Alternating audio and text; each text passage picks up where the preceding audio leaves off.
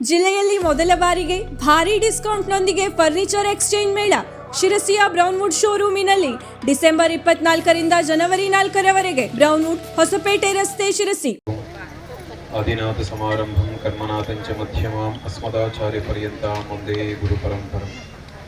ಸಿಂಧೂರಾರುಣ ವಿಗ್ರಹಾಂ ತ್ರಿನಯನಾಂ ಮಾಣಿಕ್ಯಮೌಲಿ ಸ್ಫುರತು ತಾರಾನಾಯಕ ಶೇಖರಾಂ ಸ್ಥಿತಮುಖೀಂ ಆಪೀಣ ವಕ್ಷೋರುಹಾಂ ಪಾಣಿಭ್ಯಾಂ ಪೂರ್ಣರತ್ನಚಷಕಂ ರಕ್ತೋತ್ಪಲಂ ಬಿಭ್ರತೀಂ ಸೌಮ್ಯಾಂ ರತ್ನಗಡಸ್ಥರಕ್ತಚರಣಾಂ ಧ್ಯಾಯೇತ್ ಪರಾಮಂಬಿಕಾ. ರತ್ನಾಕೃತೌತಪದಾಂ ಹಿಮಾಲಯ ಕಿರೀಟಿನಿ ಬ್ರಹ್ಮರಾಜರ್ಷಿ ರತ್ನಾಢ್ಯಾಂ ವಂದೇ ಭಾರತ ಮಾತರಂ. ಮೊದಲಿಗೆ ಆದಿಚುಂಚನಗಿರಿ ಮಹಾಸಂಸ್ಥಾನ ಮಠದ ಭೈರವೈಕ್ಯ ಜಗದ್ಗುರುಗಳು, ನಮ್ಮ ಪರಮಗುರುಗಳು ಆದಂತಹ ಪರಮ ಪೂಜ್ಯ ಜಗದ್ಗುರು ಶ್ರೀ ಶ್ರೀ ಶ್ರೀ ಬಾಲಗಂಗಾಧರನಾಥ ಮಹಾಸ್ವಾಮೀಜಿಯವರ ದಿವ್ಯ ಮಹಾಚೈತನ್ಯಕ್ಕೆ ಮನಸ್ಸಾನಮಿಸಿ, ಈಗಿನ ಪೀಠಾಧಿಪತಿಗಳು ನಮ್ಮ ಗುರುಗಳಾದಂತಹ ಪರಮ ಪೂಜ್ಯ ಜಗದ್ಗುರು ಶ್ರೀ ಶ್ರೀ ಶ್ರೀ ನಿರ್ಮಲಾನಂದನಾಥ ಮಹಾಸ್ವಾಮೀಜಿಯವರ ದಿವ್ಯ ಚರಣಗಳಿಗೆ ಮನಸ್ಸಾ ವಂದಿಸಿ, ತಮಗೆಲ್ಲ ಗೊತ್ತಿದೆ, ನಮ್ಮಲ್ಲಿ ವಿವಾಹ ಅಂತ ಹೇಳಿದ್ರೆ ಅದಕ್ಕೊಂದು ಶ್ರೇಷ್ಠತಮವಾದಂತಹ ಗೌರವ ಇದೆ, ಸ್ಥಾನಮಾನ ಇದೆ ಅಲ್ವಾ. ಅದಕ್ಕೆ ವಿವಾಹ ಅಂತ ಹೇಳಿದ್ರೆ ಅದಕ್ಕೆ ಅರ್ಥನೇ ಹೀಗಿದೆ, ವಿಶೇಷೇಣ ವಾಹಯತಿ ಇತಿ ವಿವಾಹ ಅಂತ. ಅಂದ್ರೆ ವಿಶೇಷವಾಗಿರ್ತಕ್ಕಂತಹ ಪುಣ್ಯ ಫಲವನ್ನ ಯಾವುದು ನಮಗೆ ಅರಿಲಿಕ್ಕೆ ಅಂದ್ರೆ ನಮಗೆ ಬರ್ಲಿಕ್ಕೆ ಕಾರಣವಾಗ್ತದೋ ಅದಕ್ಕೆ ವಿವಾಹ ಅಂತ ಹೆಸರು. ಅದೇ ವಿವಾಹ ಆ ಅರ್ಥ ಕೊಡ್ತಕ್ಕಂಥದ್ದು ನಮ್ಮ ಸನಾತನ ಧರ್ಮ, ನಮ್ಮ ಭರತ ಭೂಮಿ. ಅದೇ ಪಾಶ್ಚಿಮಾತ್ಯ ದೃಷ್ಟಿಯಲ್ಲಿ ವಿವಾಹ ಅಂತ ಹೇಳಿದ್ರೆ ಏನಪ್ಪಾ ಅಂತ ಹೇಳಿದ್ರೆ ಎರಡು ದೇಹಗಳ ಸಮ್ಮಿಲನ ಅಂತ. ನಮ್ಮ ಹಿಂದೂ ಸಂಸ್ಕೃತಿಯಲ್ಲಿ ಅಥವಾ ಸನಾತನ ಸಂಸ್ಕೃತಿಯಲ್ಲಿ ವಿವಾಹ ಅಂತ ಹೇಳಿದ್ರೆ ಎರಡು ಮನಸ್ಸುಗಳ ಸಮ್ಮಿಲನ. ಯಾವಾಗ ಒಬ್ಬ ಹೆಣ್ಣು ಗಂಡು ಮನಸ್ಸುಗಳ ಸಮ್ಮಿಲನ ಆಗ್ತದೋ ಆ 100 ವರ್ಷಗಳ ಪಯಣ ಏನಿರ್ತದೆ ಅದು ಸಮೃದ್ಧಿಯಾಗಿರ್ತದೆ, ಅದು ಆನಂದಮಯವಾಗಿರ್ತದೆ. ಇವನಿಗೆ ಅವ, ಆಕೆಗೆ ಇವ, ಅವರಿಬ್ಬರು ಮನೆಗೆ, ಮನೆ ಊರಿಗೆ, ಊರು ನಾಡಿಗೆ, ಎಲ್ಲರೂ ಒಬ್ಬರಿಗೊಬ್ಬರು ಸಹಕಾರಿಗಳಾಗಿ ಬದುಕನ್ನು ಕಟ್ಕೊಳ್ತಾರೆ. ಆದ್ರೆ ಈ ಪಾಶ್ಚಿಮಾತ್ಯ ಸಂಸ್ಕೃತಿಯಲ್ಲಿ ಹಾಗಿಲ್ಲ. ಅಲ್ಲಿ ಆ ವಿವಾಹದ ಅರ್ಥನೇ ಬೇರೆ. ಇವತ್ತು ಒಂದತ್ರ, ನಾಳೆ ಇನ್ನೊಂದತ್ರ. ಅದರಿಂದ ಬದುಕುಗಳೇನಾಗುತ್ತೆ ಅಂತ ಹೇಳಿದ್ರೆ ಬರಡಾಗ್ತದೆ ಅಲ್ವಾ. ಈಗ ನೀವೆಲ್ಲ ನೋಡಿರ್ತೀರಿ, ಹಿಂದೆ ಈಗ ಒಂದು ಕಾಲ ಇತ್ತು, ನಮ್ಮ ಮನೆಯಲ್ಲಿ ಎಷ್ಟೇ ಕಷ್ಟ ಕಾರ್ಪಣ್ಯಗಳು ಬರಲಿ ಆ ಎಲ್ಲ ಕಷ್ಟ ಕಾರ್ಪಣ್ಯಗಳನ್ನ ದೇವರ ಮನೆಯಲ್ಲಿ ಇರ್ತಕ್ಕಂತಹ ದೇವರಿಗೆ ಪಾದಕ್ಕೆ ಹಾಕೋದು, ಬೆಳಗ್ಗೆ ಯಥಾಸ್ಥಿತಿ ನಮ್ಮ ಕರ್ಮಗಳನ್ನ ಪ್ರಾರಂಭ ಮಾಡೋದು. ಅತ್ತೆ ಏನಾದರೂ ಬೈದ್ರು, ಮಾವ ಏನಾದರೂ ಬೈದ್ರು, ಅಥವಾ ಗಂಡ ಏನಾದರೂ ಬೈದ್ರು, ಅಥವಾ ಅತ್ತೆನೇ ಸ್ವಲ್ಪ ಸೊಸೆನೇ ಸ್ವಲ್ಪ ಜೋರಿದ್ದ ಅತ್ತೆಯನ್ನು ಬೈದ್ರು, ಎಲ್ಲರೂ ಆ ದೇವರ ಮನೆ ಇರ್ತಕ್ಕಂಥ ದೇವರ ಪಾದಕ್ಕೆ ಎಲ್ಲವನ್ನು ಹಾಕಿ ನಮ್ಮ ಸಂಸಾರನ ಒಳ್ಳೇದು ಮಾಡಪ್ಪ, ನಮ್ಮ ಸಂಸಾರ ಒಳ್ಳೇದಾಗ ನಡೀಲಿ ಅಂತೇಳಿ ಪ್ರಾರ್ಥನೆ ಮಾಡ್ತೀವಿ.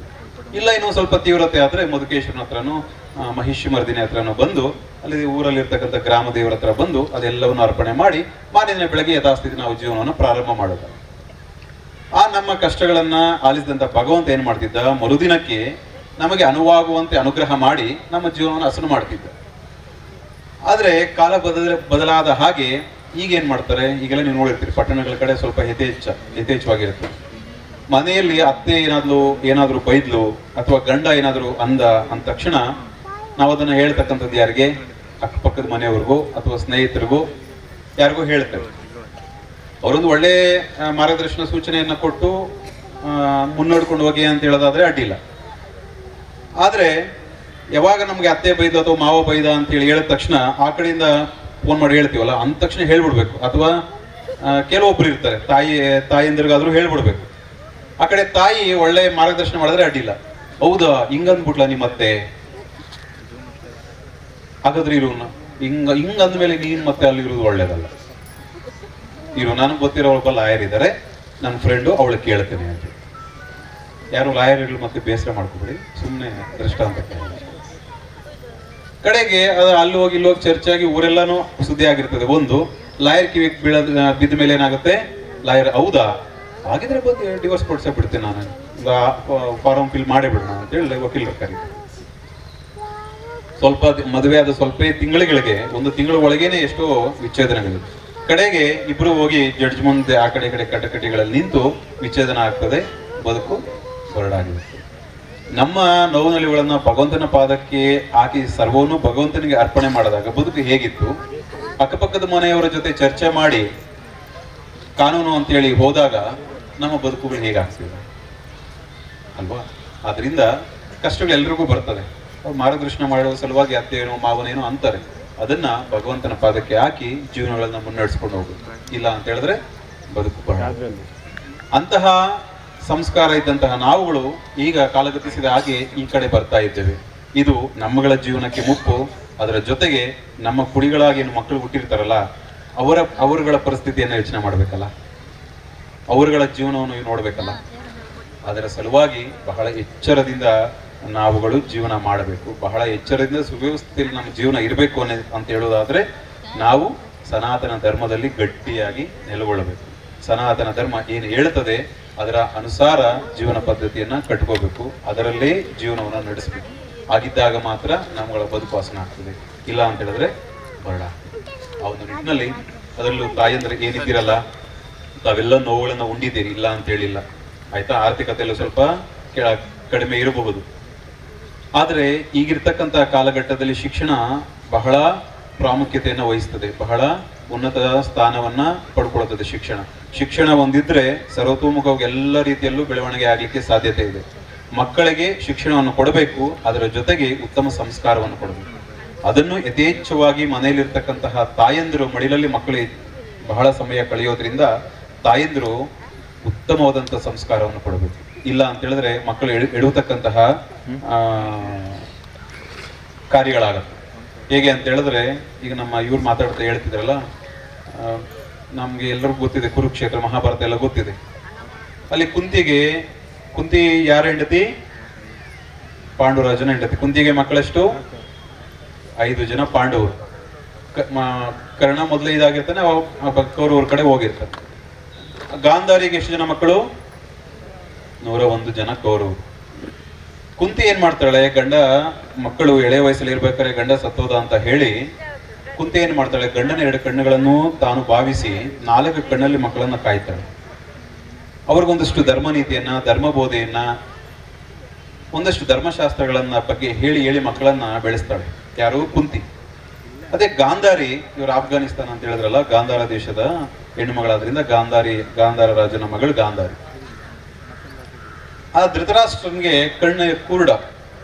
ಕಣ್ಣಿಲ್ದೇ ಇರೋದ್ರಿಂದ ಈಕೆ ಪಾತಿವ್ರತ್ಯ ಮನೋಭಾವದಿಂದ ಏನ್ ಮಾಡ್ತಾಳೆ ಅಂತ ಹೇಳಿದ್ರೆ, ಗಂಡ ನೋಡದಲ್ಲೇ ಇರತಕ್ಕಂಥ ಜಗತ್ತನ್ನ ನಾನು ನೋಡೋದು ಬೇಡ ಅಂತ ಹೇಳಿ ಮದುವೆ ಆದ ತಕ್ಷಣ ಕಣ್ಣಿಗೆ ಬಟ್ಟೆಯನ್ನು ಕಟ್ಕೊಂಡ್ಬಿಟ್ಟು. ಆದದೇನೋ 101 ಜನ ಮಕ್ಕಳು. ಆದ್ರೆ ಅವರನ್ನ ಸಾಕಿ ಸಲಹಿ ಬೆಳೆಸಿದವ್ರು ಯಾರಪ್ಪ ಅಂತ ಹೇಳಿದ್ರೆ ಅರಮನೆಯಲ್ಲಿ ಇದ್ದಂತ ದಾದಿಯರು. ತಾಯಿ ಅಲ್ಲೇನೋ ಪಾತ್ರವನ್ನು ವಹಿಸ್ಲಿಲ್ಲ, ಹೆರಿಗೆ ಮಕ್ಕಳಿಗೆ ಜನ್ಮ ಕೊಟ್ಟಿದ್ದಷ್ಟೇ. ಕಡೆಯದಾಗಿ ಕಣ್ಣಲ್ಲಿ ಕಣ್ಣಿಟ್ಟಕ್ಕಾದಂತ ಕುಂತಿಯ ಮಕ್ಕಳು ಧರ್ಮಿಷ್ಠರಾದ್ರು. ಮಕ್ಕಳಿಗೆ ಜನ್ಮ ಕೊಟ್ಟು ಬೆಳೆದ್ರು ಅವರು. ಆದ್ರೆ ಅಲ್ಲಿ ತಾಯಿಯ ಪಾತ್ರ ಇಲ್ಲದೇ ಇದ್ದದ್ರಿಂದ ಆ 101 ಜನ ಮಕ್ಕಳು ಅಧರ್ಮಿಷ್ಠರಾದ್ರು. ಕಡೆಗೆ ಸಾಕ್ಷಾತ್ ಭಗವಂತ ಕೃಷ್ಣ ಪರಮಾತ್ಮ ಯಾವ ಕಡೆ ನಿಂತ?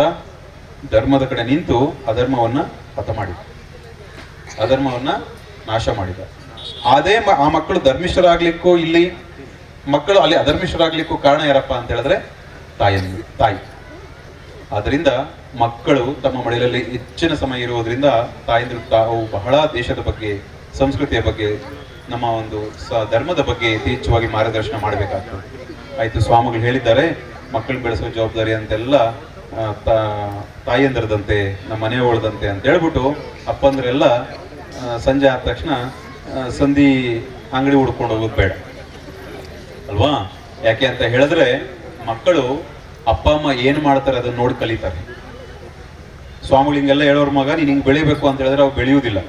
ನೀವು ಯಾವ ರೀತಿ ನಿಮ್ಮ ವಾತಾವರಣ, ಮನೆಯಲ್ಲಿ ವಾತಾವರಣ, ನಿಮ್ಮಗಳ ಒಂದು ಮನಸ್ಥಿತಿ ಹೇಗಿರ್ತದೋ ಅದು ಆ ರೀತಿ ಮಕ್ಕಳು ಬೆಳೀತಾರೆ. ಏಕೆ ಅಂತ ಹೇಳಿದ್ರೆ ಮಕ್ಕಳು ಹೇಳಿದ್ದನ್ನು ಕೇಳೋದಕ್ಕಿಂತ ನೋಡಿದ್ದನ್ನು ಕಲಿಯೋದು ಜಾಸ್ತಿ. ನೀವು ಸಣ್ಣ ಮಕ್ಕಳನ್ನ ನೋಡಿ, LKG UKG ಮಕ್ಕಳನ್ನ ನೋಡಿ ಶಾಲೆಗೆ ಹೋಗ್ತವೆ. ಶಾಲೆಗೆ ಹೋಗಿ ಸಂಜೆ ಬಂದ ಮೇಲೆ ತಾನೊಂದು ಚೇರ್ ಹಾಕೊಂಡು 4 ಚೇರ್ ಮುಂದೆ ಹಾಕೊಂಡು ಕೋಲ್ ಹಿಡ್ಕೊಂಡು ಅವಕ್ಕೆ ABCD ಹೇಳ್ಕೊಡ್ತಿರ್ತವೆ. ಅಲ್ಲಿ ಬೀಸಿ ಏನಾದ್ರು ಬೈದಿರ್ತಲ್ಲ, ಸ್ಟುಪಿಡ್ ಫೆಲೋ ಅಂತ ಬೈದ್ರೆ ಆ ಚೇರ್ಗೆ ಅದು ಬೈತಿರ್ತದೆ, ಸ್ಟುಪಿಡ್ ಫೆಲೋ ಅಂತ. ನೀವು ಅದೇ ರೀತಿಯಾಗಿ ಮಗು ಮನೇಲಿ ಇರ್ಬೇಕಾದ್ರೆ ಸಂಜೆ ಅಪ್ಪ ಕುಡ್ಕೊ ಬಂದು ಹೆಂಡ್ತಿನ ಏನಾದ್ರು ಬೈಯೋದು ಅಥವಾ ನೀವೇನಾದ್ರೂ ಕೆಟ್ಟ ಪದಗಳನ್ನ ಬಳಸಿ ಅಲ್ಲಿ ಬೇರೆ ರೀತಿಯಲ್ಲಿ ವರ್ತನೆ ಮಾಡಿದ್ದಾದ್ರೆ ಅದನ್ನು ಶಾಲೆಯಲ್ಲಿ ಅದನ್ನೇ ಮಾಡ್ತದೆ ಅಲ್ವಾ? ಆದ್ರಿಂದ ಮಕ್ಕಳ ಮುಂದೆ ಅಪ್ಪ ಅಮ್ಮಂದ್ರು ಬಹಳ ಶ್ರದ್ಧೆಯಿಂದ, ಬಹಳ ಸಂಸ್ಕಾರ ರೀತಿಯಲ್ಲಿ ಮಕ್ಕಳ ಮುಂದೆ ವರ್ತಿಸಬೇಕಾಗ್ತದೆ. ಆದ್ದರಿಂದ ತಂದೆ ತಾಯಂದಿರು ಮಕ್ಕಳ ಒಂದು ಬೆಳವಣಿಗೆಗೆ ಅವರ ಒಂದು ಸಂಸ್ಕಾರಕ್ಕೆ ಅವರ ಒಂದು ಶಿಕ್ಷಣಕ್ಕೆ ಬಹಳ ಒತ್ತನ್ನು ಕೊಟ್ಟು ನೀವು ಗಮನ ಹರಿಸಬೇಕಾಗ್ತದೆ. ಯಾಕಂತ ಹೇಳಿದ್ರೆ ಇಂದಿನ ಮಕ್ಕಳ ಮುಂದಿನ ಪ್ರಜೆಗಳನ್ನು ನಾವೆಲ್ಲ ಕೇಳ್ತಿರ್ತೀವಲ್ಲ. ಆದ್ದರಿಂದ ಮಕ್ಕಳಿಗೆ ಉತ್ತಮ ಶಿಕ್ಷಣ ಮತ್ತು ಉತ್ತಮ ಸಂಸ್ಕಾರವನ್ನ ಕೊಡ್ತಕ್ಕಂಥ ಜವಾಬ್ದಾರಿ ಒಂದು. ಇಲ್ಲ ಅಂತ ಹೇಳಿದ್ರೆ ಏನಾಗತ್ತಪ್ಪ ಅಂತ ಹೇಳಿದ್ರೆ ತಮಗೆಲ್ಲ ಗೊತ್ತಿದೆ, ಎಲ್ಲರೂ ಅಲ್ಲ ಕೆಲವರು ಮಾತ್ರ. ನಮಗೆ ಎಲ್ಲ ಒಳ್ಳೆ ಸಂಸ್ಕಾರ ಇಲ್ಲ ಅಂತ ಹೇಳಿದ್ರೆ ಏನಾಗುತ್ತೆ, ಎಷ್ಟೇ ಇರಲಿ ಶಿಕ್ಷಣ ಎಷ್ಟೇ ಇರಲಿ, ಒಳ್ಳೆ ಸಂಸ್ಕಾರ ಇಲ್ಲ ಅಂತ ಹೇಳಿದ್ರೆ ವಿದ್ಯೆಗೆ ವಿನಯ ಭೂಷಣ ಅಂತ ಕೇಳಿದ್ದೀವಲ್ಲ, ಅದೇ ರೀತಿಯಾಗಿ ಎಂತಹ ವಿದ್ಯಾವಂತನೇ ಆಗಿರ್ಲಿ ಅವನಿಗೆ ಒಂದಷ್ಟು ಸಂಸ್ಕಾರದ ಧರ್ಮದ ಸ್ಪರ್ಶ ಇಲ್ಲ ಅಂತ ಹೇಳಿದ್ರೆ ಅವನಷ್ಟು ಉಪದ್ರವ ಮತ್ತೆ ಯಾರಿಂದನೂ ಆಗ್ಲಿಕ್ಕೆ ಸಾಧ್ಯ ಇಲ್ಲ. ನಾವು ಸುಮಾರು ಕಡೆ ನೋಡ್ತಿರ್ತೀವಿ, ಎಲ್ಲರೂ ಅಲ್ಲ ಮತ್ತೆ ಹೇಳ್ತೀನಿ ಕೆಲವರು ಮಾತ್ರ. ನಾವು ಯಾವುದೇ ಕಚೇರಿಗೆ ಹೋಗ್ಲಿ ಅಲ್ವಾ, ಅಲ್ಲಿ ಏನಾದ್ರೂ ಕೊಡದೇ ಇದ್ರೆ ಏನೂ ಆಗುವುದೇ ಇಲ್ಲ ಅಲ್ವಾ. ಅದನ್ನ ಆ ಅಂಶವನ್ನ ನಾವು ಮೂಲದಲ್ಲೇ ಮಕ್ಕಳಿಗೆ ಇಲ್ಲಿಂದನೇ ಅದರ ಬಗ್ಗೆ, ಲಂಚದ ಬಗ್ಗೆ ಆಗಿರ್ಲಿ ಬೇರೆ ಒಂದು ಕೃತ್ಯಗಳ ಬಗ್ಗೆ ಅವ್ರಿಗೆ ಅರಿವು ಮೂಡಿಸಿದ್ದೆ ಆದ್ರೆ ಅವ್ರ ತಲೆಯಲ್ಲಿ ಅದು ಕೂತು ಬಿಡ್ತದೆ. ಅದು ಈ ಕಾಲಘಟ್ಟದಲ್ಲಿ ಅದು ಯಥೇಚ್ಛಾಗ್ಬಿಟ್ಟಿದೆ. ಅದಕ್ಕೆ ಯಾರೋ ಒಬ್ರು ಹೇಳ್ತಿದ್ರು, ಏನಪ್ಪಾ ಅಂತ ಹೇಳಿದ್ರೆ ನಮ್ಗೆಲ್ಲ ರಾಮ ಗೊತ್ತಿದಾನಲ್ಲ, ರಾಮ ಹನುಮಂತ ಈ 2025ನೇ ಇಸ್ವಿಯಲ್ಲಿ ಏನಾದ್ರು ಬದುಕಿದ್ರೆ ಅವರುಗಳ ಪರಿಸ್ಥಿತಿ ಹೇಗಿರ್ತಿತ್ತು ಅಂತ ಹೇಳಿ ಹೀಗೆ ತಮಾಷೆಯಾಗಿ ಹೇಳ್ತಾರೆ. ಏನಪ್ಪಾ ಅಂತ ಹೇಳಿದ್ರೆ ಒಂದ್ ಸಣ್ಣ ಕತೆ ಹೇಳ.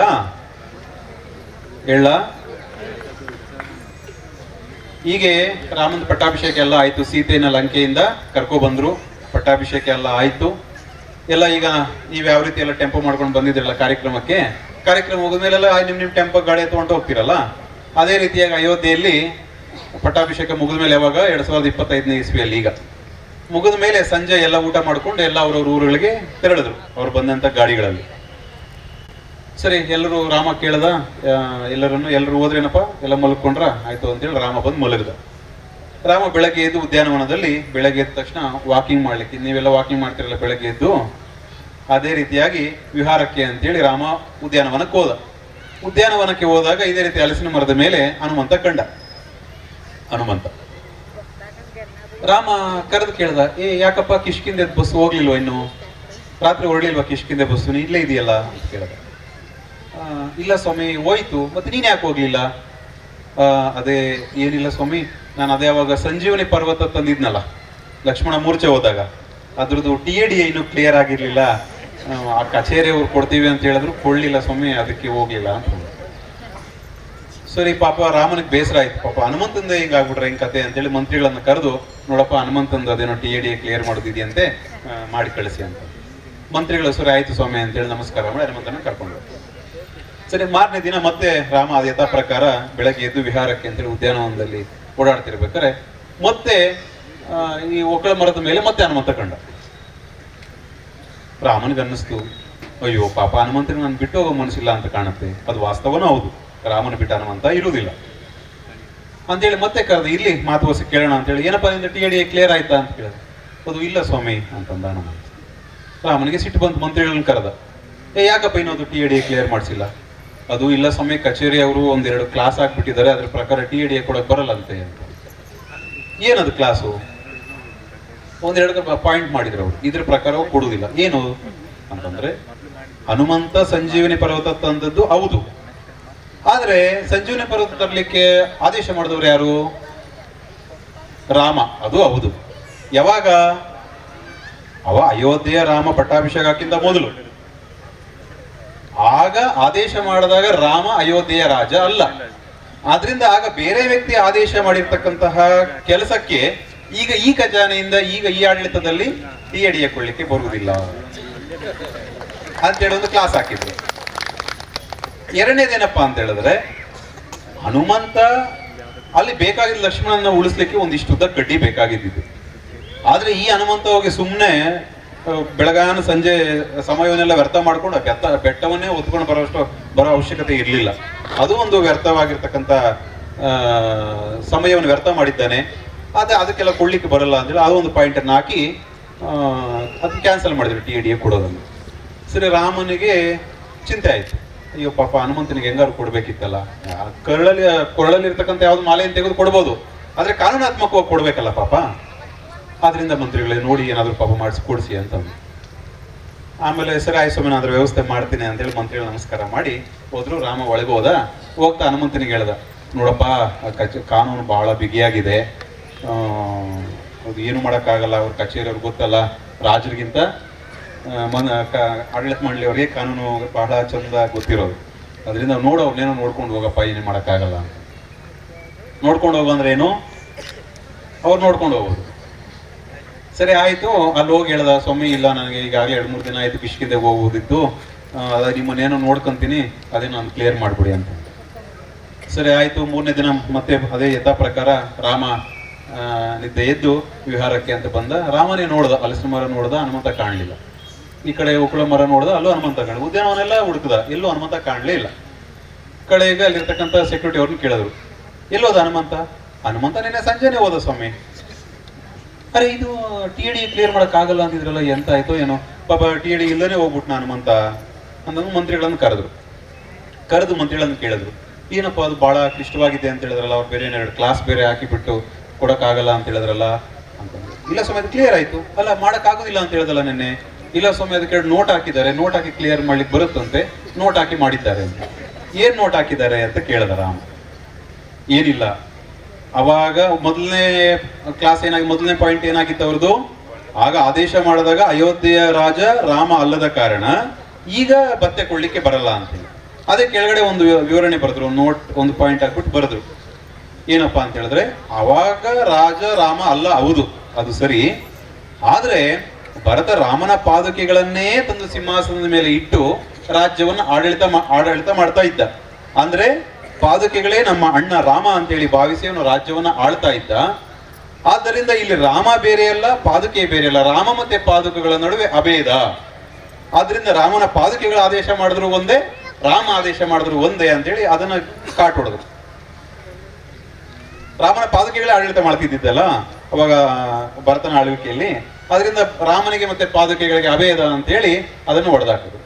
ಎರಡನೇದೇನಪ್ಪಾ ಅಂತ ಹೇಳಿದ್ರೆ, ಪಾಪ ಅವನು ಅಲ್ಲಿ ಹುಡುಕಿ ಇಲ್ಲಿ ಹುಡುಕಿ ಆ ಬೆಟ್ಟದ ಮೇಲೆ ಈ ಬೆಟ್ಟದ ಮೇಲೆ ಸುಮ್ಮನೆ ಸಮಯ ವ್ಯರ್ಥ ಮಾಡ್ಕೊಂಡು ದಿನ ಎಲ್ಲ ಕಳ್ಕ ಬಂದ ಅನ್ನೋದಕ್ಕೆ ಏನು ಬರ್ದಿದ್ರು ಅಂತ ಹೇಳಿದ್ರೆ, ಪಾಪ ಅವನು ಸಂಜೀವಿನಿ ಕಡ್ಡಿಯನ್ನ ತಂದದ್ದೇ ಮಾನವೀಯತೆ ದೃಷ್ಟಿಯಿಂದ ಮಹೋನ್ನತವಾದಂತಹ ಕೆಲಸ. ಅದಕ್ಕಿಂತ ಮೊದಲು ಅವನೇನು ಬಾಟನಿಸ್ಟ್ ಅಲ್ಲ, ಅಂದ್ರೆ ಸಸ್ಯಶಾಸ್ತ್ರಜ್ಞನಲ್ಲ. ಅವನೆಲ್ಲ ಗಿಡಮೂಲಿಕೆ ನಾಟಿ ಹೋಯ್ತಿರ್ತಲ್ಲ, ಎಲ್ಲ ಗಿಡಮೂಲಿಕೆಗಳನ್ನು ಬಲ್ಲವನೇನಲ್ಲ.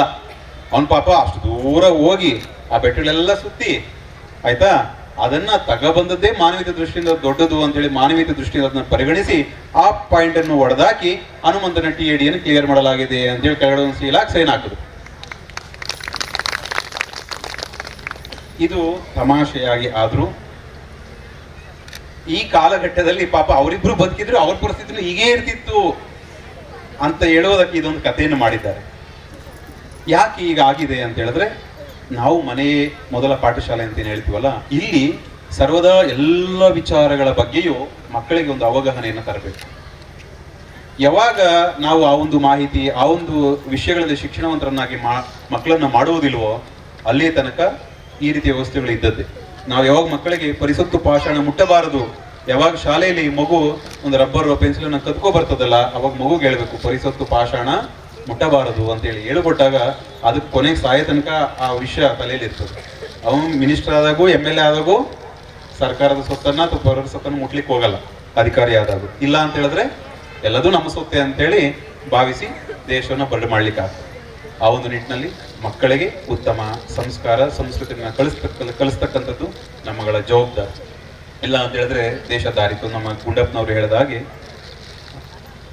ಅಳಿಸಿ ಹೋಗಿದೆ ಹಳೆಯ ಶ್ರದ್ಧೆ ಭಕ್ತಿ, ಒಳದಿಲ್ಲ ಯಾವ ಹೊಸ ದರ್ಶನದ ಒಳಪು, ಮನೆ ಬಿದ್ದ ಕುಂಟ ಕುರುಡನ ತೆರದಿ ತಳುಮಳಿಸುತ್ತಿದೆ ಲೋಕ ಮಂಕುತಿಮ್ಮ ಅಂತ.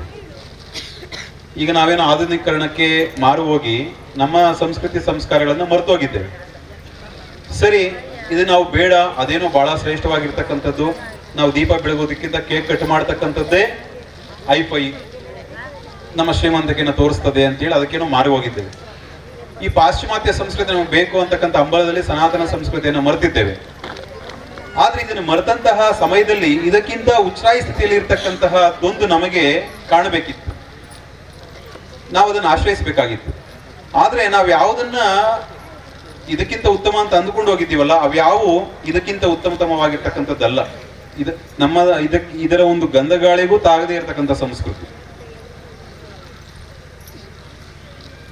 ನಾವು ಯಾವಾಗ ಅದಕ್ಕೆ ಮಾರು ಹೋಗ್ತಿದೀವಲ್ಲ, ಹೋಗ್ತಾ ಹೋಗ್ತಾ ಹೋಗ್ತಾ ನಮ್ಗಳ ಕತೆ ಏನಾಗಿದೆ ಅಂತ ಹೇಳಿ ಗುಂಡಪ್ಪನವರು ಹೇಳ್ತಾರೆ ಅಂತ ಹೇಳಿದ್ರೆ, ಅಳಿಸಿ ಹೋಗಿದೆ ಹಳೆಯ ಶ್ರದ್ಧೆ ಭಕ್ತಿ, ಒಳದಿಲ್ಲ ಯಾವ ಹೊಸ ದರ್ಶನದ ಒಳಪು. ಇದಕ್ಕಿಂತ ಶ್ರೇಷ್ಠತಮವಾಗಿರ್ತಕ್ಕಂಥ ದರ್ಶನಗಳು ಯಾವೂ ಆಗಿಲ್ಲ. ಆದ್ರಿಂದ ನಮ್ಗಳ ಪರಿಸ್ಥಿತಿ ಹೇಗಾಗಿದೆಯಪ್ಪ ಅಂತ ಹೇಳಿದ್ರೆ, ಮನೆ ಬಿದ್ದ ಕುಂಟ ಕುರುಡನ ತೆರದಿ ತಳಮಳಿಸುತ್ತದೆ ಲೋಕ ಮಂಕುತಿಮ್ಮ ಅಂತ ಹೇಳಿದ್ರೆ, ಒಂದು ಮನೆ ಇರ್ತದೆ, ಆ ಮನೆಯಲ್ಲಿ ಯಾರು ಅನಿತ ಭಾವಿಸುವುದು ಬೇಡ, ಒಬ್ಬ ಕುರುಡ ಮತ್ತೆ ಕುಂಟ ವಾಸವಿರ್ತಾರೆ. ಇದ್ದಕ್ಕಿದ್ದಂಗೆ ಮನೆಗೆ ಬೆಂಕಿ ಹತ್ಕೊಂಡ್ಬಿಡ್ತದೆ ಅಂತ ಅಂದ್ಕೊಳ್ಳಿ. ಆ ಮನೆಯಿಂದ ಈಗ ಪಾರಾಗಬೇಕು ಅಂತ ಹೇಳಿದ್ರೆ, ಆಗ್ಲೇ ನಮ್ಮ ಇವರು ಹೇಳಿದಾಗೆ ಮನೆಯಿಂದ ಹೊರಗೆ ಬರಬೇಕು ಅಂತ ಹೇಳಿದ್ರೆ, ಪಾಪ ಕುರುಡ ಬೆಂಕಿ ಬಿದ್ದು ಬಿಟ್ಟಿದೆ, ಹೊರಗೋಗೋಣ ಅಂತ ಹೇಳಿದ್ರೆ ಕಣ್ಣು ಕಾಣೋದಿಲ್ಲ. ಕಾಲ ಎಲ್ಲ ಚೆನ್ನಾಗಿದೆ, ನಾನು ಅವನು ಕುಂಡನನ್ನು ತಗೊಂಡು ಹೊರಗೆ ಹೋಗ್ಬೋದಲ್ಲ ಅನ್ನೋದಾದ್ರೆ ಇವನಿಗೆ ಕಣ್ಣೇ ಕಾಣೋದಿಲ್ಲ, ಯಾವ ಕಡೆ ಬಾಗಿಲಿದೆ, ಯಾವ ಕಡೆ ಬೆಂಕಿ ಪ್ರಮಾಣ ಕಡಿಮೆ ಇದೆ, ಆ ಕಡೆಯಿಂದ ಹೊರಗೆ ಬಿಡೋಣ ಅಂತೇಳಿ. ಆದ್ರೆ ಕುಂಡನಿಗೆ ಕಾಣ್ತಿದೆ, ಆದ್ರೆ ಎದ್ದೋಗ್ಲಿಕ್ಕೆ ಆಗೋದಿಲ್ಲ. ಇವನಿಗೆ ಸಾಮರ್ಥ್ಯ ಇದೆ ಅವನು ಎತ್ಕೊಂಡು ಹೋಗ್ಲಿಕ್ಕೆ, ಆದ್ರೆ ಕಣ್ಣು ಕಾಣ್ತಾ ಇಲ್ಲ. ಅವನಿಗೆ ಗೊತ್ತಾಗಿದೆ ಯಾವ ಕಡೆ ಹೋಗ್ಬೇಕು ಅಂತೇಳಿ, ಆದ್ರೆ ಕಾಲಿಲ್ಲ ಹೋಗ್ಲಿಕ್ಕೆ. ಕಡೆಗೆ ಇಬ್ಬರ ಪರಿಸ್ಥಿತಿ ಏನಾಗ್ತದೆ, ಆ ಬೆಂಕಿ ಬಿದ್ದಿರ್ತಕ್ಕಂಥ ಮನೆಯಲ್ಲೇ ತಾವು ಸುಟ್ಟು ಕರಕಲಾಗ್ತಕ್ಕಂಥದ್ದೇ ದೇಶ ಆಗಿದೆ. ಆದ್ದರಿಂದ ಈಗಿನ ಯುವ ಪೀಳಿಗೆಯ ಪರಿಸ್ಥಿತಿ ಆ ರೀತಿ ಆಗಿದೆ. ಆದ್ದರಿಂದ ನಮಗೇನು ಸನಾತನವಾಗಿ ಬಂದಿದೆ ನಮ್ಮ ಸಂಸ್ಕೃತಿ, ನಮ್ಮ ಸಂಸ್ಕಾರಗಳು, ಅವು ಯಾವುಗಳನ್ನೂ ಬಿಡುವುದು ಬೇಡ. ಅವುಗಳು ಯಾವಾಗ ಎಲ್ಲಗಳನ್ನೂ ನಮ್ಮ ಜೀವನದಲ್ಲಿ ನಾವು ಅಳವಡಿಸಿಕೊಂಡು ಯಾವಾಗ ನಮ್ಮ ಜೀವನವನ್ನು ಸಾಗಿಸ್ತೇವೋ, ಖಂಡಿತವಾಗಿಯೂ ಆ ದಿನ ನಮ್ಮ ಬದುಕು ಹಸನಾಗ್ತದೆ. ಬೇರೆ ಸಂಸ್ಕೃತಿಗೆ ನಾವು ಮಾರುವುದು ಬೇಡ, ಹಾಗಂತೇಳಿ ಬೇರೆಯವ್ರನ್ನ ನಾವೇನು ದೂಷಣೆ ಮಾಡುವುದು ಬೇಡ. ದೂಷಣೆ ಮಾಡ್ತಕ್ಕಂಥ ಸಂಸ್ಕಾರವನ್ನು ನಮ್ಮ ಧರ್ಮ ನಮಗೆ ಹೇಳಿಕೊಟ್ಟಿಲ್ಲ ಅಲ್ವಾ. ಎಲ್ಲರೂ ಸುಖಮಯವಾಗಿರಬೇಕು, ಎಲ್ಲರನ್ನೂ ಗೌರವಿಸಬೇಕು, ನಮ್ಮದನ್ನು ನಾವು ಕಾಪಾಡಿಕೊಳ್ಬೇಕು. ಒಂದು ಈ ಕಾಲಘಟ್ಟದಲ್ಲಿ ನಾವು ನಮ್ಮ ಸಂಸ್ಕೃತಿ ಸಂಸ್ಕಾರವನ್ನು ಉಳಿಸಿಕೊಳ್ಳೋದು ಅನಿವಾರ್ಯವಾಗಿದೆ. ಆದರೆ ಒಂದು ಪಕ್ಷ ಎಲ್ಲರೂ ಉಳಿಸ್ಕೊಳ್ಳೇಬೇಕು ಈ ಕಾಲಘಟ್ಟಕ್ಕೆ ತಕ್ಕ ಹಾಗೆ. ಮತ್ತೆ ಇನ್ನೊಂದು ನಾನು ಹೇಳುತ್ತೇನೆ, ಏನಪ್ಪಾ ಅಂತ ಹೇಳಿದ್ರೆ, ಯಾರೋ ಅಳಿಸಿ ಬಿಟ್ರೆ ಅಳಿಸಿ ಹೋಗ್ತಕ್ಕಂಥದ್ದು ಅಥವಾ ಇಲ್ಲದೆ ಆಗ್ತಕ್ಕಂಥದ್ದು ಸನಾತನ ಧರ್ಮವಲ್ಲ. ನಮ್ಮ ಸನಾತನ ಧರ್ಮದ ಮೂಲ ಮಂತ್ರ ತಮಗೆಲ್ಲರಿಗೂ ಗೊತ್ತಿದೆ, ಏನಪ್ಪಾ ಅಂತ ಹೇಳಿದ್ರೆ ಪ್ರಣವ ಓಂ ಅಲ್ವಾ. ಓಂಕಾರ ಬರೀ ಭಾರತ ದೇಶಕ್ಕೊಂದೇ ಸೀಮಿತ ಅಲ್ಲ, ಅಥವಾ ಏಷ್ಯಾ ಖಂಡಕ್ಕೋ ಈ ಭೂಮಿ ಗ್ರಹಕ್ಕೂ ಒಂದಕ್ಕೆ ಸೀಮಿತ ಅಲ್ಲ. ಸಕಲ ಚರಾಚರ ಸೃಷ್ಟಿ ಎಲ್ಲ ಬ್ರಹ್ಮಾಂಡಗಳಿಗೂ ಅಧಿಷ್ಠಾನವಾಗಿರ್ತಕ್ಕಂಥದ್ದು ಆ ಓಂಕಾರ ಅಲ್ವಾ. ಅದನ್ನ ಯಾರು ಅಳಿಸ್ಲಿಕ್ಕೆ ಆಗ್ತದೆ? ಯಾರು ಅಳಿಸ್ಲಿಕ್ಕೆ ಆಗೋದಿಲ್ಲ. ಆದ್ರೆ ಒಂದ್ ಸ್ವಲ್ಪ ವ್ಯವಸ್ಥೆಗಳ ದೃಷ್ಟಿಯಿಂದ ನಾವೆಲ್ಲರೂ ಒಂದ್ ಸ್ವಲ್ಪ ಎಚ್ಚರವಾಗಿರ್ತಕ್ಕಂಥದ್ದು ಎಲ್ಲರ ಕರ್ತವ್ಯವೂ ಹೌದು. ಆದ್ದರಿಂದ ನಾವೆಲ್ಲರೂ ಸೇರಿ ಇಂತಹ ಕಾಲಘಟ್ಟದಲ್ಲಿ ನದೇವ ದಂಡಮಾದಾಯ ರಕ್ಷಂತು ಪಶುಪಾಲವತ್ತು ಎಂತೂ ರಕ್ಷತು ಮಿಚ್ಚಂತಿ ಸದ್ಬುದ್ಧಿಯಾಂ ಎತ್ತಿ ತಿಷ್ಠತಿ ಅಂತ ಹೇಳುವ ಹಾಗೆ, ಭಗವಂತ ಯಾರಿಗಾದ್ರೂ ಒಳ್ಳೇದನ್ನು ಮಾಡಬೇಕು ಅಂತ ಹೇಳಿದಾಗ ಈ ಕುರಿ ಕಾಯೋರ್ ತರ ಅಥವಾ ಆ ಪಶುಗಳನ್ನ ಹಸುಗಳನ್ನ ಕಾಯೋರ್ ತರ ದಂಡ ಹಿಡ್ಕೊ ಬಂದು ಅವ್ರ ಹತ್ರ ನಿಂತ್ಕೊಂಡು ನೀನು ಈಗ ಮಾಡು, ಇದು ಒಳ್ಳೇದು, ಈಗ ಮಾಡು, ಇದು ಕೆಟ್ಟದ್ದು, ಈಗ ಮಾಡಬೇಡ ಅಂತೇಳಿ ಹೇಳೋದಿಲ್ವಂತೆ. ಮತ್ತೆ ಏನ್ ಮಾಡ್ತಾನೆ ಅವನು ಅಂತ ಹೇಳಿದ್ರೆ, ಯಾರನ್ನಾದ್ರೂ ಉದ್ಧಾರ ಮಾಡಬೇಕು ಅಂತೇಳಿ ಅವನಿಗೆ ಅನ್ನಿಸಿದಾಗ ನದೇವ ದಂಡಮಾದಾಯ ರಕ್ಷಂತು ಪಶುಪಾಲವತ್ತು ಎಂತೂ ರಕ್ಷತು ಮಿಚ್ಚಂತಿ ಸದ್ಬುದ್ಧಿಯಾಂ ಎತ್ತಿ ತಿಷ್ಠತಿ. ಒಳ್ಳೆ ಬುದ್ಧಿಯನ್ನು ಕೊಟ್ಟು ಅನುಗ್ರಹ ಮಾಡಿಬಿಡ್ತಾನೆ. ಆ ರೀತಿಯಲ್ಲಿ ನಮಗೆಲ್ಲರಿಗೂ ಭಗವಂತ ನಮ್ಮ ಧರ್ಮವನ್ನ ಉಳಿಸಿಕೊಳ್ಳಲೇಬೇಕು, ನಮ್ಮ ಧರ್ಮಕ್ಕೋಸ್ಕರ ನಾವೆಲ್ಲರೂ ಹೋರಾಡಲೇಬೇಕು, ನಮ್ಮ ಧರ್ಮವನ್ನು ನಾವೇ ತಿಳಿಲೇಬೇಕು ಅಂತ ಹೇಳ್ತಕ್ಕಂಥ ಸದ್ಬುದ್ಧಿಯನ್ನ ಭಗವಂತ ನಮಗೆಲ್ಲರಿಗೂ ಅನುಗ್ರಹ ಮಾಡಿದ್ದಾನೆ. ಆ ನಿಟ್ಟಿನಲ್ಲಿ ಈಗ ಎಲ್ಲರೂ ಹಳ್ಳಿಗಳಲ್ಲಿ ಪಂಚಾಯಿತಿಗಳ ಹಂತದಲ್ಲಿ ದೇಶವ್ಯಾಪಿಯಾಗಿ ಸಂಘಟಿತರಾಗಿ ನಮ್ಮನ್ನು ನಾವು ರಕ್ಷಣೆ ಮಾಡಿಕೊಳ್ತಾ ಇದ್ದೇವೆ ಅಂತ ಹೇಳಲಿಕ್ಕೆ ಹರ್ಷವಾಗ್ತದೆ. ಆ ಒಂದು ನಿಟ್ಟಿನಲ್ಲಿ ಮತ್ತಷ್ಟು ಮಗದಷ್ಟು ಶಕ್ತಿ ಸಾಮರ್ಥ್ಯಗಳನ್ನ ನಮಗೆ ಕೊಟ್ಟು ಧರ್ಮದ ಸಲುವಾಗಿ ನಾವೆಲ್ಲರೂ ಧ್ವನಿ ಎತ್ತಿ ಹೋರಾಟ ಮಾಡುವಂತಹ, ನಮ್ಮ ಧರ್ಮವನ್ನು ಉಳಿಸಿಕೊಳ್ಳುವಂತಹ, ನಮ್ಮ ಧರ್ಮದಲ್ಲಿ ನಾವು ಮೆರೆಯುವಂತಹ ಶಕ್ತಿ ಸಾಮರ್ಥ್ಯಗಳನ್ನು ಭಗವಂತ ಅನುಗ್ರಹ ಮಾಡಲಿ. ಮಧುಕೇಶ್ವರ ಮತ್ತು ನಮ್ಮ ಮಹಿಷಮರ್ದಿ ನಮಗೆ ಅನುಗ್ರಹ ಮಾಡಲಿ ಅಂತೇಳಿ ಆಶಿಸ್ತಾ, ಎಲ್ಲರಿಗೂ ಒಳ್ಳೆಯದಾಗಲಿ ಅಂತೇಳಿ ಆಶಿಸಿ ನಾವು ಮಂಗಳ ಶಾಸನಗಳನ್ನು ಹೇಳ್ತೇವೆ. ಮಂಗಳಂ ಶ್ರೀ ಕೌಸಲೇಂದ್ರಾಯ ಮಹನೀಯ ಗುಣಾತ್ಮನೆ ಸರ್ವಲೋಕ ಶರಣ್ಯಾಯ ಸಾಧುರೂಪಾಯ ಮಂಗಳ.